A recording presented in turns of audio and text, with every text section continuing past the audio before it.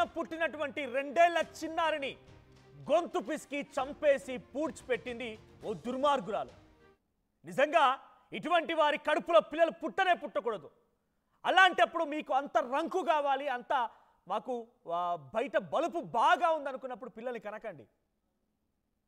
పిల్లల్ని కని ఇంకొకరితో వెళ్ళిపోతూ ఆ పిల్లల్ని చంపి దయచేసి వారిని పొట్టన పెట్టుకోకండి.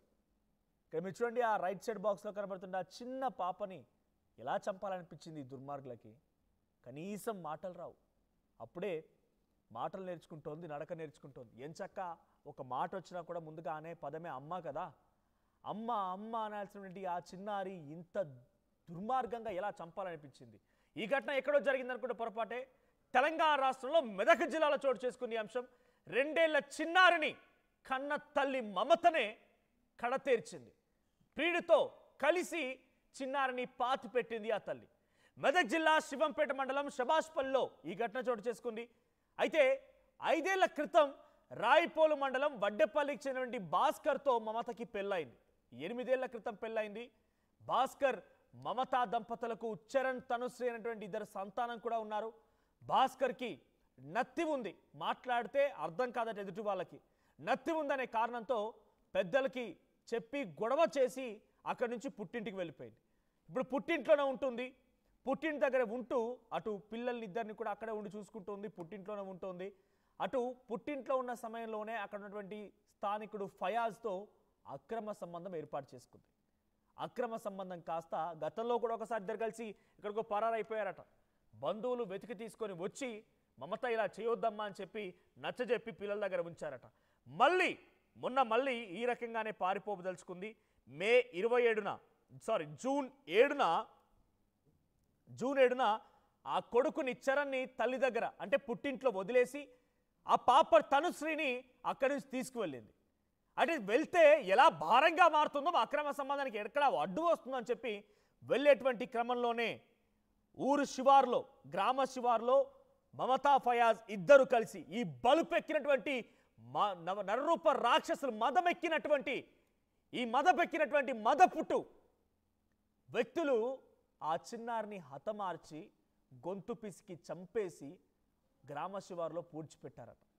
అక్కడి నుంచి పూడ్చిపెట్టి మళ్ళీ పరారైపోయి అలాగే గుంటూరుకు వెళ్ళి బతుకుతూ ఉన్నారట. ఏపీకి వెళ్ళి అక్కడే ఒక రూమ్ తీసుకొని అక్కడే ఉంటూ ఉన్నారట. సో 3 నెలలు అవుతుందట బహుశా వీళ్ళంతా పరారైపోయి ఇక్కడి నుంచి. జూన్ 7న ఇక్కడి నుంచి వెళ్ళిపోయిందంటే ఇప్పటివరకు ఇంకా అసలు విషయం బయటపడలేదు. ఇటు భర్త మిస్సింగ్ కేసు నమోదు చేశాడు. సో పోలీసులు వెతికిన తర్వాత గుంటూరులో ఇద్దరు పట్టుకున్నారు. సో వారిని తిరిగి తీసుకొచ్చిన తర్వాత పాప ఏదని అడిగితే నిజాన్ని ఒప్పుకున్నారట. ఆ తల్లే నా కూతురు నేనే స్వయంగా గొంతు పిసికి చంపేసి పూడ్చిపెట్టానని చెప్పి చెప్పిందట. 9 మాసాలు మోసి కని పెంచినటువంటి ఆ పాపపు చేతులు ఎలా వచ్చాయి ఆ పాపను చంపడానికి? 2 ఏళ్ల చిన్నారి కదా. నిజంగానే ఆ పాప మాట్లాడే ఉంటే మొదటగా పలికే పదం ఏంటి? అమ్మనే కదా. కనీసం నువ్వు ఆ గొంతు పిస్తున్న సమయంలో ఆ పాపకి ఏం తెలియదు, ఆ తల్లి నాకు పాలిస్తుందేమో, నా ఆకలి తీరుస్తుందేమో, లేకుంటే నాకు రోజులాగే స్నానం చేయిస్తుందేమో, నా చేతులు మర్దన చేస్తుందేమో అనే రకంగా భావించి ఉంటుంది కదా. ఆ చిన్న పాపని చంపాలనేటువంటి మనసు ఎలా వచ్చింది దుర్మార్గురాలకి? పిల్లలు లేక నానా మంది తంటాలు బట్టి అష్ట కష్టాలు పడి హాస్పిటల్ చుట్టూ తిరుగుతూ ఉంటే మదమెక్కినటువంటి ఈ మహిళ మదంతో ఇంకొకరితో వెళ్తూ రంకుతో వెళ్తూ ఆ పాపని తీసుకెళ్ళి చంపి పూడ్చిపెట్టిందట. నిజంగా నీకు ఈ పిల్లలే ఇష్టం లేకపోతే, నీకు రంకే కావాలనుకుంటే, మదమెక్కి ఆ పిచ్చివాడితో పోతుంటే, ఆ ఫయాజ్ అనేటువంటి వాడితో మదమెక్కి కొట్టుకుంటూ ఉంటే వెళ్ళిపోండి. ఆ కొడుకును వదిలేసినట్టుగానే ఈ పాపను కూడా ఆ తల్లి దగ్గర వదిలేసి వెళ్ళాల్సింది. వాళ్ళు కష్టమో నష్టమో ఏదో ఆ పాపను చాదుకునేవారు. ఇప్పుడు ఆ పాపను చంపిని చూసారా ఎంత దుర్మార్గం. ఇంకా 8 ఏళ్ల క్రితం పెళ్ళైతే భర్తకు నత్తి ఉంది, మాట్లాడితే ఎదుటి వాళ్ళకి అర్థం కాదు, నత్తి ఉందనే కారణం అట. పెళ్లి చేసుకోగా తెలియదే నత్తి, ఇది పెళ్లి చేసుకోగా అర్థం కాలేదే నత్తి అనేది. మాట్లాడితే అర్థం కాదా? కాయ కష్టం చేసి సాగుతున్నాడు కదా. అప్పుడు గుర్తులేని 8 ఏళ్ల తర్వాత పుట్టింటికి వెళ్ళిన తర్వాత ఇంకో రంకు మొగుడు తయారైన తర్వాత మదమెక్కిన తర్వాత అప్పుడు ఈ భర్తకి నత్తి వచ్చింది తెలిసిందా? పెళ్లి చేసుకోగా బలవంతంగా మెళ్ళో తాళి కట్టించారా? అప్పుడు తెలీదా?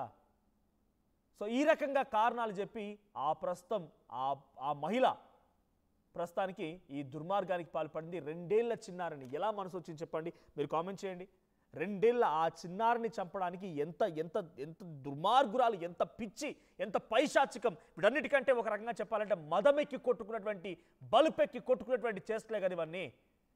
కన్న కూతురుని ఎవరైనా కడదేర్చుకుంటారా? కింద చూడండి, ఆ చాలా అమాయకంగా మొహం పెట్టి కనిపిస్తున్న ఇద్దరు కూడా వాళ్ళే ఇద్దరు ఇప్పుడు ఆ పాపను చంపింది. ఒకవైపు మమత అండ్ ఇంకోవైపుగా ఉన్నటువంటి ఆ దుర్మార్గుడు, ఆ నీచ్ కమిన్. ఎందుకంటే ఇక్కడ పాపను హతమార్చారన్నట్టు కాబట్టి నాకు ఆవేశం ఆగడం లేదు. సో ఆ దుర్మార్గుడు వాడే. సో ఫయాజ్.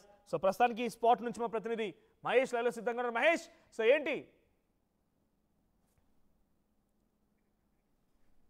రైట్, ఒక్కసారి ఈ ఘటనకు సంబంధించి మహేష్ దగ్గర మరిన్ని డీటెయిల్స్ తెలుసుకునే ఒకసారి పోలీసులు ఈ ఘటనకు సంబంధించి చెప్పుకొచ్చారు, పోలీసులు ఏం మాట్లాడారో చూద్దాం.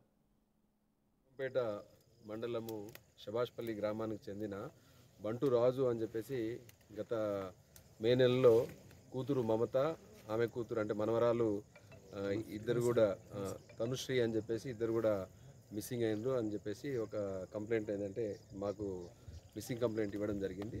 దాని మీద మేము లోతుగా విచారణ చేసినాం. అప్పటి నుంచి విచారణ చేస్తుంటే ఇదే గ్రామానికి, శభాష్పల్లి గ్రామానికి చెందిన ఫయాజ్ అనే వ్యక్తితోటి ఈ అమ్మాయికి పెళ్ళయింది. పెళ్ళయి రాయపోలు గ్రామము, సిద్దిపేట కమిషనరేట్ పరిధిలోని రాయపోలు గ్రామానికి చెందిన వ్యక్తితో పెళ్ళి కావడం వల్ల అక్కడ నుంచి కూడా గత మార్చ్ నెలలో అక్కడ నుంచి కూడా ఈ ఫయాజ్ అని శభాష్పల్లి గ్రామానికి చెందిన ఈ వ్యక్తితోటి ఆమె ఎలోప్ అయింది. తర్వాత మళ్ళీ ట్రేస్ చేసిన తర్వాత ఉన్నారు. తర్వాత మళ్ళీ ఇక్కడ నుంచి మేలో ఎలోప్ అయినట్లు మాకు సమాచారం అందింది. వాళ్ళ కోసం మేము అంటే తీవ్రంగా ప్రయత్నాలు చేస్తున్నాము. గత 3 నెలల నుంచి SI Shivampet and CI Toopran ఆధ్వర్యంలో టీమ్స్ కూడా తిరుగుతున్నాయి. సో ఇందులో భాగంగా మాకేంటంటే గుంటూరు నర్సరావుపేట ఆ ఏరియాలో ఉన్నారని చెప్పేసి మాకు సాంకేతిక ఆధారాలతోటి మాకు తెలవడంతో మేము వాళ్ళను ట్రేస్ చేసి తీసుకొని వచ్చినాము. కానీ వాళ్ళు ఇద్దరు ఫయాజ్ తర్వాత ఎవరైతే మమత ఇద్దరు ఉన్నారో పాప లేదు. పాప ఎక్కడ పోయింది, తర్వాత తనుశ్రీ అమ్మాయి 2 సంవత్సరాల పాప ఎటు పోయిందంటే వాళ్ళు పొందలేని సమాధానం చెప్పడం జరిగింది. అనుమానంతో ఇవాళ మేము చాలా సుదీర్ఘంగా వాళ్ళను ఇంటరాగేట్ చేయడం జరిగింది, విచారించడం జరిగింది. ఆ విచారణలో భాగంగా ఇద్దరు కూడా ఏంటంటే అమ్మాయిని తమకు అడ్డు ఉందని చెప్పేసి, అమ్మాయి జ్వరంతో ఉండడంతో అడ్డు ఉందని చెప్పేసి గత జూన్ 7th నాడు, 7వ తారీఖు నాడు ఇక్కడికి పాపతో పాటు వస్తూ ఆమెను హత్య చేసినారు. తర్వాత గొంతు నులిమి హత్య చేసి ఇక్కడనే శభాష్పల్లి ఈ ఏదైతే పొలాల్లో ఈ వాడుక పక్కన ఒక గుంత తీసి దాంట్లో కూర్చడం జరిగిందని చెప్పడంతో ఇవాళ మేము మొత్తం పోలీస్ టీమ్స్, తర్వాత మెడికల్ ఎక్స్పర్ట్స్, డాక్టర్స్, తర్వాత తహసీల్దార్ గారు, శివంపేట తహసీల్దార్ గారు ఆధ్వర్యంలో ఇవాళ దీన్ని శవాన్ని మేము వెలికి తీయడం జరిగింది. గత 3 నెలల నుంచి ఉండడం వల్ల, గత 2 నెలల నుంచి విపరీతంగా వర్షాలు పడడం వల్ల శవం పూర్తిగా కూలిపోయిన పరిస్థితిలో ఉంది. ఇది కేవలం ఏంటంటే తమకు పాప అడ్డు వస్తుంది, తమ సంబంధానికి అడ్డు వస్తుంది, పాపను తొలగించుకుంటే తమ సంబంధము కొనసాగించుకోవచ్చు అన్న ఉద్దేశంతో వీళ్ళు హత్య చేసినట్లుంది. ఇంకా కూడా మేము దీంట్లో ఇంకా వీరికి ఇంకెవరైనా సహకారం చేసినారా